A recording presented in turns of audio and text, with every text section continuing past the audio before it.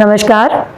आज हम तैयार हैं पाठ 2 शारदा से सुखस्य मूलम धर्म धर्मस्य मूलम अर्थ, कि सुख का मूल धर्म है और धर्म का मूल अर्थ है। पाठ आरंभ होता है, सामान्य जीवने अन्न वस्त्र आवास शिक्षा स्वास्थ्य सेवा च इत्यादीनि मूलभूतानां आवश्यकतानां पूर्तये धनम आवश्यकम।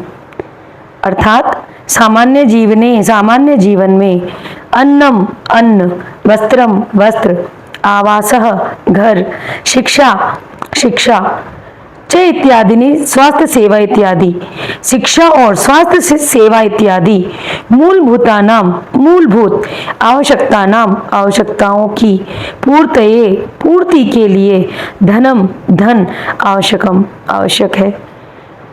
आप हमारी इस वीडियो में देखेंगे कि आपको शब्दार्थ लिखने या याद करने की जरूरत नहीं है। वर्ड टू वर्ड हमने हिंदी ही इस तरीके से बनाई है कि आपको ये चैप्टर बहुत अच्छे से समझ में आएगा। पर्याप्त धनस्य अभावात् स्व कर्तव्य पालनम कठिनम भवति। स्वास्थ्य शिक्षा सेवा दानम च इत्यादीनि कार्याणि बाधितानि भवन्ति। पर्याप्त धन के अभाव से स्व कर्तव्य पालनम कठिनम, अपने कर्तव्य का पालन कठिन हो जाता है। स्वास्थ्य शिक्षा सेवा और दान इत्यादि कार्याणि बाधितानि, कार्य बाधित भवन्ति हो जाते हैं। अगर यहाँ बात की जाए कि स्व कर्तव्य क्या, हमें जीने के लिए क्या क्या चीजें चाहिए, और वो सारी चीजें हमारे कर्तव्य पालन में आती हैं। अब आप कहेंगे क्या सिर्फ हम अपने लिए जीते हैं? नहीं, हम अपने परिवार के लिए जीते हैं, अपने समाज के लिए जीते हैं। और अगर धन नहीं होगा तो ये सारी चीजें नहीं हो पाएंगी। ना आप स्वास्थ्य का ख्याल रख पाएंगे, ना अच्छी शिक्षा प्राप्त कर पाएंगे, ना किसी की सेवा कर पाएंगे और ना किसी को दान दे पाएंगे। तो अगर आपके पास धन नहीं है, कैसा धन? पर्याप्त धन, तो उसके अभाव में आपकी ये चीजें बाधित हो जाएंगी, रुक जाएंगी। बाधित का मतलब रुकावट आ जाना कि मैं कैसे करूं, मैं तो लायक ही नहीं हूं। दैनंदिन अर्थात दैनिक जीवन असंतुलितम भवति, असंतुलित हो जाता है। अतः इसीलिए धर्मशास्त्र में धर्म अर्थ काम मोक्षेषु, धर्म अर्थ काम मोक्ष, इन सभी चतुर्वर्गों में, अब ये कितने नाम आए हमारे पास? तो आप कहेंगे धर्म अर्थ काम मोक्ष, कितने पार्ट हैं? ये 4। तो इनमें अर्थ अन्यतम एक स्तंभ इति गणीयते गिना जाता है। कि अगर आप जीवन में बात करें धर्म अर्थ काम मोक्ष, तो इसमें सबसे जरूरी क्या बताया गया है? तो चाणक्य जी ये कहते हैं, जिन्होंने अर्थशास्त्र लिखा, आज शायद हम इस इंडिया में या भारत में जो सुख देख रहे हैं वो इसी वजह से देख रहे हैं क्योंकि हमने चंद्रगुप्त जैसे महान राष्ट्र को और राज्य को, राजा को बनते हुए देखा। तो क्या तरीके अपनाए उन्होंने अपनी सफलता के लिए? तो चाणक्य जी की सूक्ति से ही ये पाठ शुरू होता है कि सुखस्य मूलम धर्म धर्मस्य मूलम अर्थ, कि सुख का मूल धर्म है और धर्म का मूल अर्थ है। तो इन सभी चारों वर्गों में धर्म अर्थ काम मोक्ष में सबसे सर्वश्रेष्ठ अगर किसी बताया गया है तो वो है धन अर्थात अर्थ। उक्तम गरुड़ पुराण में उक्तम कहा गया है। क्या कहा गया है? ब्राह्मे मुहूर्ते च उत्थाय, ब्रह्म मुहूर्त में उठकर धर्मम अर्थम च चिंतयेत, धर्म और अर्थ का चिंतन करो यानी सोचो कि मुझे आज क्या करना है और उसके करने से मुझे क्या लाभ होगा। अर्थात दिनस्य आरंभे, अर्थात दिन के आरंभ में धर्म और अर्थ का चिंतन आवश्यक है। कि हमें सुबह उठकर जब हम कहते हैं मेडिटेशन करते हैं तो क्या सोचना चाहिए? पॉजिटिविटी सोचनी चाहिए कि आज मैं क्या अच्छा करूंगा, कितना अच्छा करूंगा। उक्तम भगवत मनुना, भगवान मनु ने भी कहा है कि सर्वेषाम एव शोचानाम अर्थ शोचम पर स्मृत, सभी प्रकार की पवित्रता में, सर्वेषाम सभी प्रकार की, शोचानाम पवित्रता में, अर्थम शोचम धन की पवित्रता, परम स्मृतम प्रमुख रूप से याद की जानी चाहिए, प्रमुख होती है। क्यों?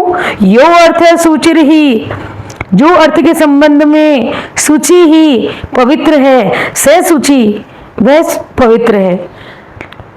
न मृदा न मृदवारी सूचि सूचि, मिट्टी, मृदा यानी मिट्टी और वारी अर्थात जल, मिट्टी और जल से की गई शुद्धता शुद्धता नहीं है। जैसे आप कहेंगे कि मैम मैं अभी अभी नहाकर आया हूं, तो नहाने से आप शुद्ध हो गए, हाँ कहा जा सकता है, हम लोग यही समझते हैं। लेकिन अगर आपके मन में कपट है, पाप है, दुष्विचार है, तो आपके नहाने से कोई फायदा नहीं पड़ेगा। अदरवाइज राक्षस भी ये कहते कि गुरुदेव मैं नहा कर आया हूं, मैं भी भगवान बन चुका हूं, देवता बन चुका हूं। तो देव और राक्षस में, दानव में क्या डिफरेंस है? तो आप कहेंगे सोच का डिफरेंस है। सोच यानी पवित्रता, ये सोच थिंकिंग की बात नहीं कर रही हूं, सोच यानी पवित्रता, मन की पवित्रता, मस्तिष्क की पवित्रता और आपके विचारों की पवित्रता। शरीर तो अपने आप में एक कह सकते हैं गंदगी लिए हुए है। तो चलिए, अस्य आशय, इसका आशय क्या है? इसका तात्पर्य है कि अनैतिक आर्थिक व्यवहार, अनैतिक धन संबंधी व्यवहार कदापि न करणीय, कभी भी नहीं करना चाहिए। अनैतिक धन संबंधी व्यवहार यानी बुरे कर्मों से धन कमाना और बुरे कर्मों में धन को खर्च करना। क्या कहा गया है उपनिषद के वाक्य में? मां गच्छम कस्य विघ्नम इति, किसी के धन का लालच मत करो, कस्य किसी के, विघ्नम धन का, मां गच्छम लालच मत करो, इति उपनिषद वाक्यम, इस उपनिषद के वाक्य को सततम निरंतर मनसी मन में निधाय टिकाकर बसाकर स्वकौशलेन अपने कौशल विद्या च और विद्या से ज्ञान से धन उपार्जनीयम, धन का उपार्जन करना चाहिए। कि मुझे किसी के धन का लालच नहीं करना है, मेरा है जो मुझे छोड़ना नहीं है। यानी मैं अपने आप को इतना योग्य बना रहा हूं कि जो प्रभु ने मेरे भाग्य में लिखा है वो मुझसे दूर ना जाए। लेकिन किसी को धोखा देकर, किसी की पीठ पे छुरा घोंप कर, किसी से झूठ बोलकर अगर आप उसके धन पर कब्जा करते हो तो उसे धन नहीं कहा जाएगा।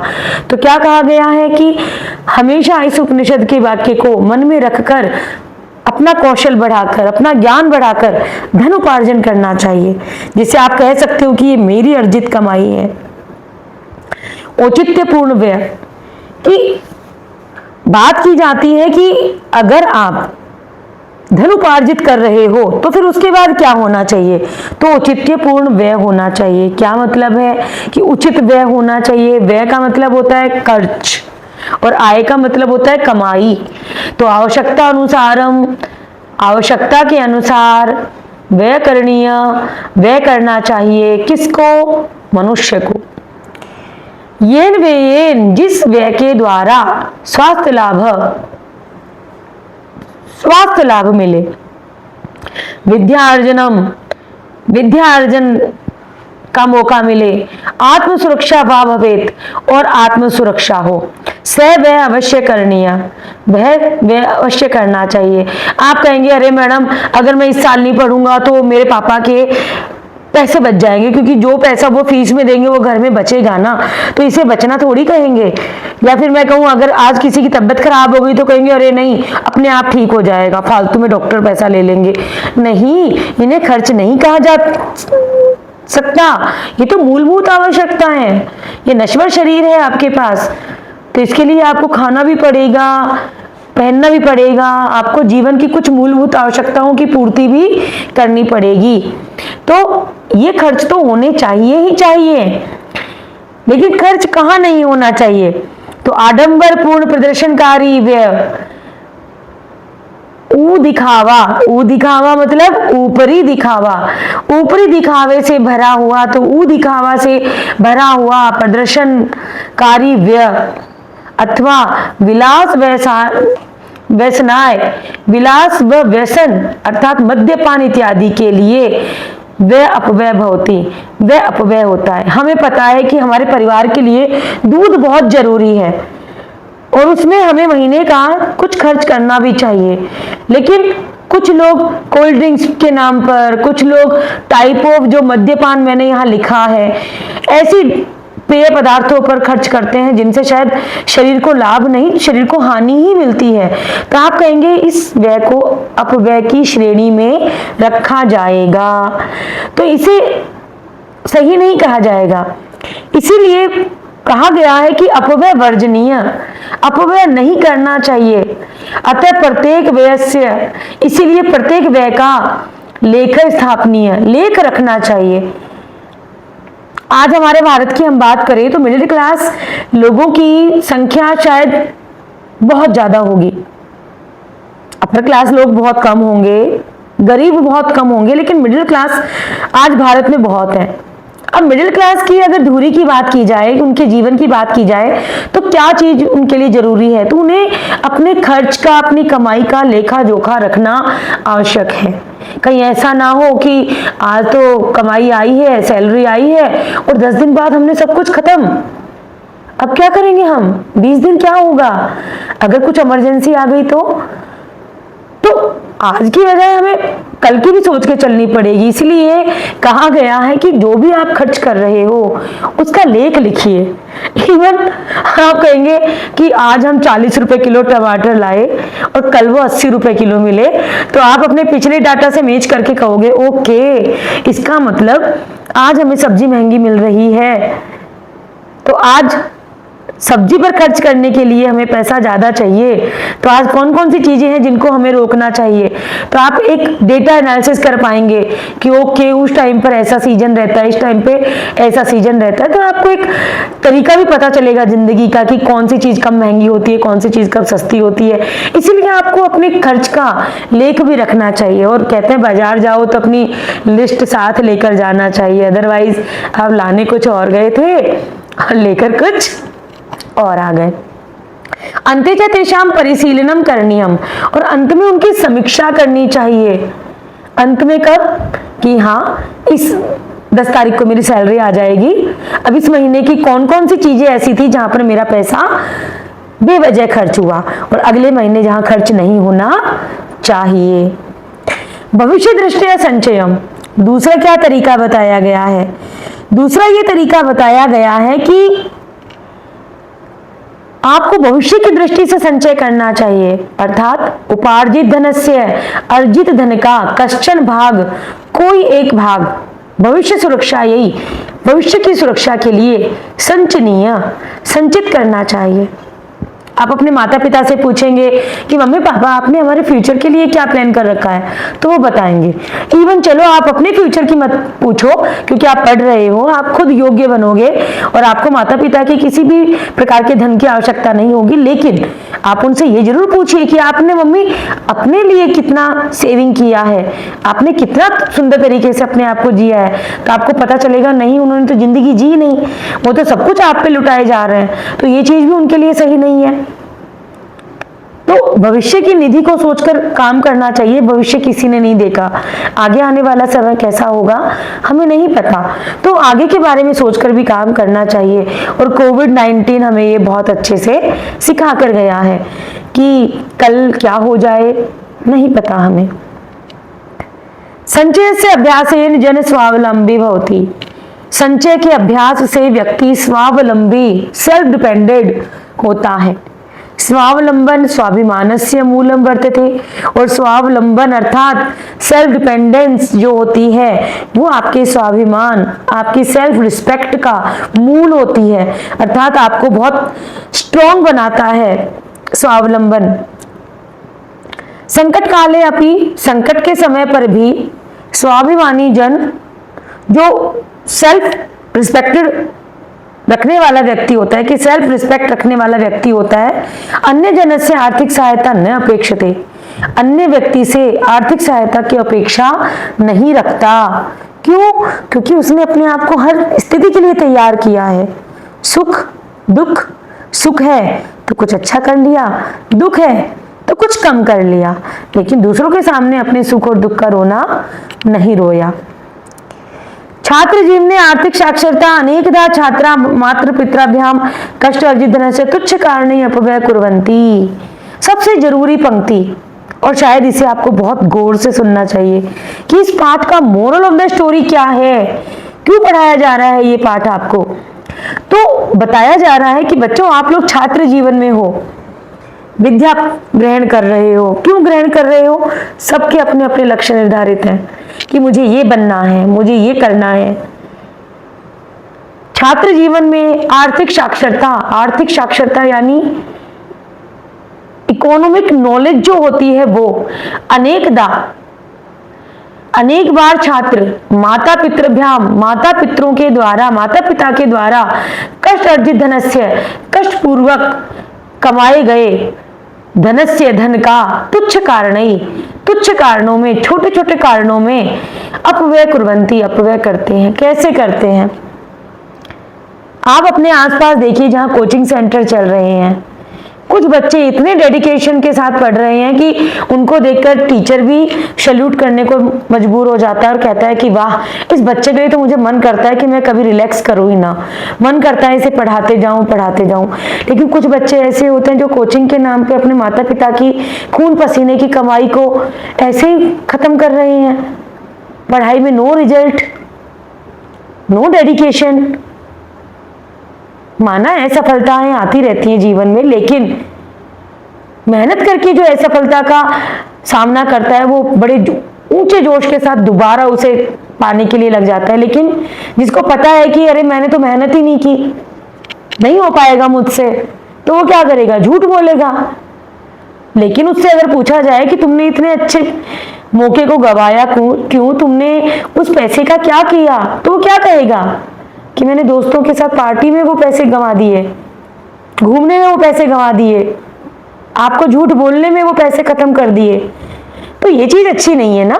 नहीं पढ़ना है, कुछ और कीजिए, पर कम से कम धोखा मत दीजिए। तुच्छ कारणों में अपने माता पिता की खून पसीने की कमाई को व्यर्थ मत कीजिए। ऑप्शंस बहुत है। दिखाने के लिए किसी कंपटीशन में पार्ट मत लीजिए, और पार्ट ले रहे हैं तो 100% उस चीज को पूरा कीजिए। और आर्थिक साक्षरता के बारे में आपको समझना चाहिए। जिह्वा लालसा पूर्त्यर्थ, अर्थात जीव के लालच की पूर्ति के लिए त्वरित आहार, फास्ट फूड, शीत पेयम, कोल्ड ड्रिंक्स, पुटकीकृत भोजनम, डिब्बाबंद भोजनम, तथैव वैसे ही क्या करते हैं? प्रदर्शनकारी परिधानम, तथैव व्यसन पदार्थानाम सेवनम, व्यसन पदार्थों का सेवन। आज हम छोटे छोटे बच्चों को बुरी आदतों में फंसा हुआ देखते हैं। सिगरेट सबको पता है, इंजूरियस टू हेल्थ लिखा हुआ है, इट कॉज कैंसर, लेकिन नहीं जी, हमें तो ओवर एक्टिंग करनी है, लोगों के सामने झूठा दिखावा करना है, और सबसे बड़ा दुख अपने माँ बाप को देना है, अपने परिवार को देना है। तो क्या ये अच्छी बातें हैं? प्रदर्शनकारी परिधान, दिखावे से पूर्ण वेशभूषा। अरे जब हमें पता है कि एक सिंपल सादी वेशभूषा से भी अपने शरीर को ढका जा सकता है, लेकिन आपने देखा होगा आजकल फटे पुराने कपड़ों के प्राइजेस बहुत हाई हैं। जोक्स भी बनते हैं कि जिस पैंट का पोंचा बनना चाहिए था, लोग उसे ट्रेंडिंग बोलकर पहन रहे हैं, और हजारों की फीस देकर, हजारों का प्राइज उसे देकर खरीद भी रहे हैं। तो क्या अच्छी बात है ये? विलासिता पूर्ण आचरणम, विलासिता से भरा हुआ आचरण इत्यादि। यत्र प्रभुतम अपव्यय भवति, जहां बहुत ज्यादा अपव्यय होता है। यहां मैंने आपको शब्दार्थ भी दिए हैं कि त्वरित आहार, फास्ट फूड, पेयम, ड्रिंक्स, पुटकीकृत अर्थात डिब्बा बंद भोजन। एतन न केवलम धन हानि भवति स्वास्थ्य हानि रपि जायते। आप कहेंगे कि अगर आपने हेल्दी फूड खाया, जैसे ग्रीन इको सिस्टम आपको बताता है कि इको क्या है।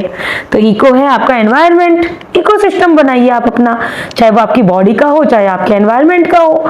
लेकिन अगर आप फालतू की चीजें खाएंगे, सड़ी गली चीजें खाएंगे जो हमारी सोसाइटी को सूट ही नहीं करती, हमारे क्लाइमेट को सूट ही नहीं करती, तो क्या होगा। तो एतई न केवल धन हानि, इनके द्वारा न केवल धन हानि होती है बल्कि स्वास्थ्य हानि अपनी भवती, स्वास्थ्य हानि भी होती है। स्वास्थ्य हानि कारणात् पुनः धन व्यय वर्धते, और स्वास्थ्य हानि के कारण पुनः फिर धन का व्यय बढ़ जाता है। कैसे बढ़ जाता है, आपने बाजार से कुछ उल्टा सीधा खाया और आपको फूड पॉइजनिंग हो गई। अब लो जी, आपकी पढ़ाई का भी लॉस हो गया, आपकी सेहत का भी लॉस हो गया और आपके धन का भी लॉस हो गया। अर्जित संचय संचितस्य च निवेश, क्या कहा गया है कि अर्जित धन का क्या कीजिए, संचय कीजिए, और संचितस्य निवेश, और संचित किए गए का निवेश कीजिए। चाणक्य नीति उक्तम, चाणक्य नीति में कहा गया है, क्या कहा गया है, जल बिंदु निपातेन कर्मशः पूर्यते घट सक्रम सर्व विद्यानाम धर्मस्य च धनस्य च। अन्वय आपको दिया गया है कि घटः जलम बिंदु निपातेन, कि घड़ा कर्मशः जल की बिंदु गिरने से पूर्यत भर जाता है। सर्व विद्या नाम धर्मस्य, सभी विद्याओं का धर्म और धन का यही क्रम है। आपने फर्स्ट क्लास पढ़ी, सेकंड पढ़ी, थर्ड पढ़ी और आज आप 9th पढ़ रहे हो। हम ये कोशिश क्यों कर रहे हैं आज, ताकि आपका 10th बहुत अच्छा हो, बहुत स्ट्रांग हो, छोटी छोटी चीजों के बारे में आपको अच्छी से पता हो, आपकी सोचने की शक्ति इतनी उत्कृष्ट हो कि एग्जामिनर तुम्हारे 10th के पेपर में देखते ही कहे क्या बात है, कितना सुंदर लिखा है इस बच्चे ने और कितना सुंदर समझा है इस बच्चे ने। तो क्या कहते हैं चाणक्य जी, चाणक्य जी ने अपनी नीति में क्या कहा है कि जल की बिंदु गिरने से घड़ा भर जाता है, वैसे ही थोड़ी थोड़ी योग्यताएं हासिल करके आप अपनी विद्याओं को बढ़ाइए, थोड़ा थोड़ा कार्य करके अपनी शक्ति को बढ़ाइए और थोड़ा करके अपने धन को जोड़िए। अचानक से कोई अरबपति नहीं बनता। लघु लघु संचयो अपि कालांतरे महत संपत्ति रूपेण, कि लघु लघु संचय अपि कालांतरे समय बीत जाने पर महत संपत्ति रूपेण वर्धते। थोड़ा आप बुक में देख लीजिएगा ये कि बहुत बड़ी संपत्ति के रूप में वृद्धि प्राप्त कर लेता है, अर्थात छोटी छोटी बचत भी समय पाकर बड़ी संपत्ति के रूप में वृद्धि को प्राप्त हो जाती है। जैसे आपको दिख रहा है, आप अपने पिगी बैंक में देखिएगा, जहां आप जब उस पिगी बैंक को तोड़ोगे तो आप कहोगे ओ गॉड, इसमें इतने सारे पैसे इकट्ठे हो गए, और उस दिन शायद आपको बहुत खुशी होगी। उस दिन आपको 1-1 रुपए की 2-2 रुपए की वैल्यू का पता चलेगा कि अरे कितना सुंदर काम किया मैंने। यदि छात्र प्रतिदिन अल्पम धनस्य अपि, थोड़े धन का भी संचयम कुर्वन्ति, संचय करते हैं, तस्य उचित निवेशम च कुर्वन्ति, और उसका उचित निवेश करते हैं, तर्हि तेषां भविष्य सुरक्षितम भवेत्, तो अवश्य ही उनका भविष्य सुरक्षित होगा। जैसे आप बुक्स में पैसा खर्च करते हैं, पापा ने पूछा बेटा बर्थडे पे क्या चाहिए, पापा मुझे ई बाइक दिला दो। पापा कहेंगे बेटा स्कूल वाले तो अलाउड करेंगे ही नहीं, तो ई बाइक का क्या करेगा। सही बात है, अभी तो तुम्हारी एज हुई नहीं है, नहीं चला सकते हैं +14 वाले बच्चे। अरे हम ऐसी चीजें की जिद कर क्यों रहे हैं, हमें धन जोड़ना चाहिए कि पापा आफ्टर 10th मैं जब किसी कोचिंग के लिए बात करूं तो आपके पास अमाउंट रहना चाहिए, आप ये मेरे नाम पे फिक्स डिपॉजिट कर दीजिए। नो डाउट पापा को उस चीज से ज्यादा खुशी होगी, और पापा ने आपके लिए एक बहुत सुंदर बाइक का भी सपना देख रखा होगा कि जब मेरा बेटा 12th पास आउट होगा या जब मेरी बेटी 12th पास आउट होगी तब मैं उसको ये गिफ्ट करूंगा। तो बहुत सारी चीजें दूसरों पे भी छोड़नी चाहिए, हमेशा जिद नहीं करनी चाहिए। तो संचय का निवेश करो, जो तुम्हारे लिए पापा मम्मी कमा रहे हैं उसका तुम निवेश करना सीखो कि वो कहाँ खर्च हो रहा है। भारत देश में धन संचय के सुरक्षित निवेश और सुरक्षित निवेश के बहुविधा मार्गा सन्ति, बहुत सारे मार्ग हैं कि आप अनेकों तरीके हैं जिनसे अपने लिए भविष्य के बारे में सोच सकते हैं। जिनमें तेषु उनमें प्रधानमंत्री जन धन योजना, सुकन्या समृद्धि योजना, सार्वजनिक भविष्य निधि योजना, वरिष्ठ नागरिक संचय योजना, किसान विकास पत्र, राष्ट्रीय संचय प्रमाण पत्र, राष्ट्रीय पेंशन योजना इत्यादि प्रमुख है। नियत निक्षेप, आवर्ती निक्षेप च इत्यादि प्रमुखा सन्ति। अब आप कहेंगे इनको एज इट इज हमें याद रखना है। एतेषां सर्वकारी योजना नाम, इन सभी सरकारी योजनाओं के विषय में सूचना लब्धुम, सूचना पाने के लिए क्या करना चाहिए तथा लाभ प्राप्त करने के लिए समीपस्थ वित्तागार, निकटवर्ती बैंकों या पत्रालय, डाकघर जाना चाहिए। तत्संबंधा और उनसे संबंधित अधिकारिणे च, अधिकारियों से प्रश्नव्या, पूछना चाहिए। शब्दार्थ आपको गिवन है, आप आसानी से पढ़ सकते हो। एताशु योजनाशु, इन सभी योजनाओं में केवल कष्ट अर्जित धन से सुरक्षा भवति, न केवलम कष्ट अर्जित धन से सुरक्षा भवति, न केवल कष्ट से कमाए गए धन की सुरक्षा होती है, अपितु बल्कि चक्रवृद्धि अंशेन, चक्रवर्ती ब्याज के साथ, तद्धन, वह धन सततम वर्धमान भवति, निरंतर बढ़ता जाता है। आपने जो चीज आज से 10 साल पहले इन्वेस्ट की थी, आज अगर आप उसे देखोगे तो आप कहेंगे हाँ जी मैम, वो तो अपने आप ही 50 का 5000 हो गया, मैंने तो 50 रुपए छोड़ रखे थे। तो उस पर ब्याज पे ब्याज, ब्याज पे ब्याज बढ़कर आपको ये मूल्य प्राप्त होता है। भौतिकतावादी युगस्य, भौतिकतावादी युग में यूनाम अपव्यय अधिको भवति, युवाओं का अपव्यय अधिक हो रहा है, होता है। येन कारणेन, जिस कारण से अस्माकम आर्थिक स्थिति, हमारी आर्थिक स्थिति विपन्ना भवति, क्षीण हो रही है, होती है। कैसे क्षीण हो रही है? आप अपने दादा दादी का लाइफ याद कीजिए, उनसे पूछना, जिसके घर में दादा दादी नाना नानी है, उनसे पूछना कि आप जब हमारी एज के थे तो आपके पास क्या क्या था। तो वो कहेंगे बेटा हम जॉइंट फैमिली में रहते थे, एक घर में खाना बनता था, हमारे पास कोई कार नहीं थी, कोई मोटर बाइक नहीं थी, कोई टीवी नहीं था, कोई पंखा नहीं था। फिर आप मुझसे क्वेश्चन करेंगे कि मैम आज ये सारी चीजें हमारे यूज के लिए तो बनी है। मैं कहूंगी हाँ, दादा दादी नाना नानी के टाइम पे तो नहीं थी ये चीजें, लेकिन आज हमारे चारों तरफ है तो इनको उपयोग में ले रहे हैं। लेकिन क्या हम अति उपयोग नहीं कर रहे हैं? अति उपयोग करना, कुछ ऐसी चीजें घर में भर लेना जो हमारे काम ही नहीं आ रही हैं, जिनके बगैर हम जी सकते थे, तो वो सब चीजें अपव्यय में आएंगी।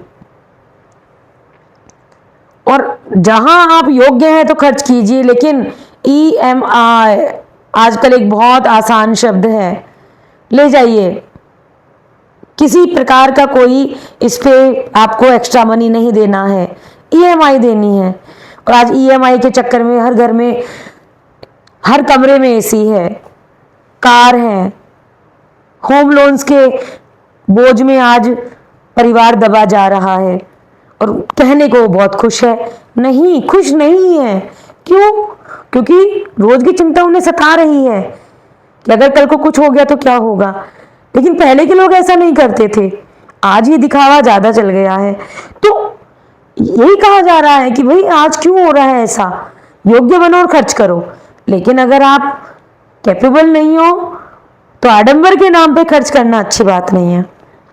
किंतु अर्थ विषयक चेतना समान अभावात उद्धृत आर्थिक संपन्ना प्रतिनयति, किंतु धन के विषय में जागरूकता हमें अभाव से उद्धार करके आर्थिक संपन्नता के प्रति ले जाती है। बिल्कुल, अगर आप आर्थिक संपन्नता समझते हो, आर्थिक साक्षरता समझते हो, तो बेटा आपका भविष्य अपने आप में उज्जवल है। और जो नहीं समझता तो वो कैसे करेगा? तो इस प्रकार की जागरूकता तो आपको अपने आप आर्थिक संपन्नता की ओर लेकर जाएगी, संपन्नता यानी विकास की ओर। अतः बुद्धिमताम छात्राणाम ध्येयशात्, इसलिए बुद्धिमान छात्रों का ध्येय होना चाहिए क्या? धनस्य उचित उपार्जनम, धन का उचित उपार्जन, व्यय मर्यादा, खर्च करने का तरीका कि मैं व्यय करने में मर्यादित रहूं, उल जलूल खर्च ना करूं, व्यर्थ में कोई चीजें ना खर्च करूं। आपातकालीन निधि संचय, आपातकालीन बुरे समय के लिए धन का संचय करूं, और दीर्घकालीन निवेश और दीर्घकालीन निवेश करूं। यह एतेषाम् अनुशासनेन पालनम करोति, जो इसका अनुशासन पूर्वक पालन करता है, स एव यथार्थतः धनस्य, वह वस्तुतः धन का, धर्मस्य च, धर्म का संतोलनम स्थापयितुम शक्नोति, संतुलन स्थापित कर सकता है। यह विद्यार्थी अर्थ विषय जागरूको अस्ति, और जो विद्यार्थी धन के विषय में जागरूक है, स भविष्य उत्तरदायी नागरिको भवति, वो भविष्य में उत्तरदायी नागरिक होता है, क्योंकि वो एक अच्छा पुत्र बनता है, एक अच्छा भाई बनता है, एक अच्छा पति बनता है, एक अच्छा दोस्त बनता है, एक अच्छा नागरिक बनता है। धर्म अर्थ सुखम च एतेषाम, धर्म अर्थ और सुख, एतेषाम संतुलनम, इन सब का संतुलन ही यथार्थ जीवनस्य लक्षणम, यथार्थ जीवन का लक्षण है। क्योंकि क्या कहा गया है, क्षणश कणशश्चैव विद्याम अर्थम च साधयेत्, क्षणे नष्टे कुतो विद्या, कणे नष्टे कुतो धनम। क्षण कणश च एव विद्या, पल पर कण कण विद्या, अर्थम च साधयेत, और धन को सिद्ध करें, सिद्ध करें अर्थात प्राप्त करें। क्षणे नष्टे विद्या कुत, पल के नष्ट हो जाने पर विद्या कहाँ, और कणे नष्टे धनम कुतः, और कण के नष्ट हो जाने पर धन कहाँ।